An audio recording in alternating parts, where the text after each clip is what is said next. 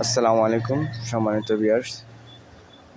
টাঙ্গাইল জেলার বাসাল থানার বাসলী নামক স্থান খুবই দিন দিন জনপ্রিয় হয়ে উঠেছে। এখানে প্রতিনিয়ত দূর দূরান্ত থেকে দর্শনার্থী ঘোরার জন্য চলে আসছে। এখানে অন্যতম আকর্ষণীয় স্থান হচ্ছে চারদিকে পানি, মাঝখানে বিলের মাঝখানে আর হিজল গাছকে কেন্দ্র করেই মানুষের পদচারণা। চারিদিকে পানি, মাঝখানে হিজল গাছ, দেখতে অনেক সুন্দর লাগে।